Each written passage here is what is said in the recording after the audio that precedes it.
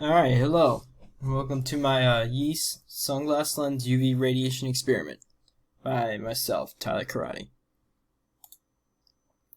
Okay, so here's a little outline. We're going to have an introduction, a hypothesis, my experimental design, some results, my conclusion, and then the references that I used.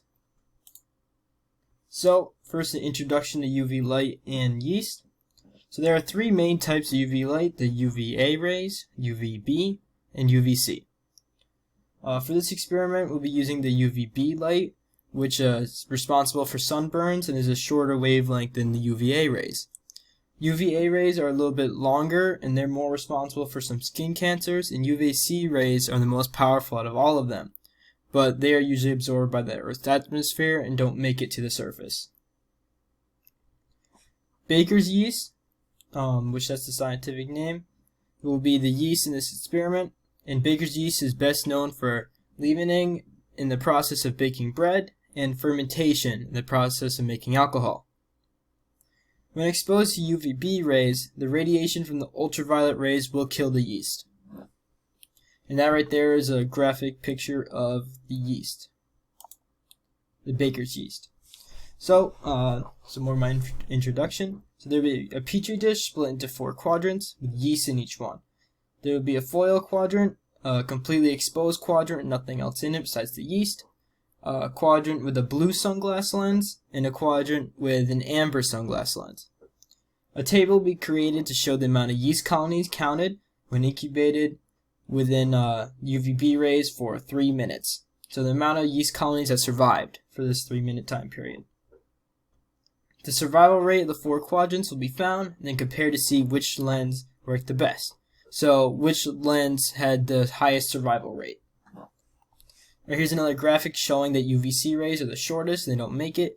UVB rays are then the second longest, and UVA rays are the longest, coming directly from the sun. So my hypothesis: if a dark sunglass lens is put over the top of a yeast cell, then the darker the lens, the better it will protect the yeast colonies from the UVB rays. I believe that the amber lens will best protect the yeast colonies because it is darker than the blue lens, so it will better protect the yeast from the rays. Here's a picture of amber lens, and here's a picture of blue lens. So I think because this has a little bit of a darker tint, that it should block out more of the ultraviolet rays. So the survival rate of the yeast with different sunglass lens. This is my experimental design. So a table will be formed showing how each lens affects the survival rates of the number of colonies in the petri dish, number of yeast colonies. Once the table is complete, the survival rate will be calculated against the survival rate of the exposed and foil to see how well the yeast survived under the lens. So the exposed and the foil will be the control value. And then the blue and the amber lens are going to be my experimentals. When the rates will be compared to see which lens had the highest survival rate. So my results: my control survival rate, which was the exposed versus the foil, got a 30.42% survival rate. The amber lens had a survival rate of 65.53%, and the blue lens had a survival rate of 75.24%. So the blue lens did have the highest survival rate. And here is my table showing the different type of protection used: the foil, completely exposed, amber, and blue, and how much yeast survived in each section for 3 minutes. Then my summary. So my hypothesis that the amber lens would protect the yeast from the UVB light the best was indeed incorrect. The blue lens actually had the greatest survival rate of 75.24% compared to amber's survival rate of 65.53%. This opens up future experiments to test other types of lens, like yellow lenses versus black lenses.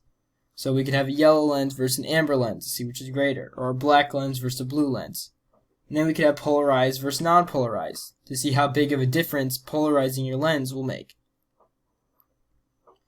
This experiment helps proves the point that you can use yeast to measure the intensity of solar radiation. So the more yeast that survives would be a less intense solar radiation that hits them, which this study was done by these people at KSU.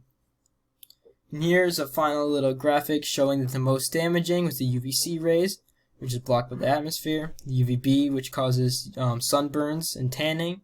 It can also cause skin cancer, and then the UVA rays, which is the longest one that can reach the lenses in your retina of your eyes, which can cause some cataract disease. And then I have my references. Thank you, and this has been my experiment.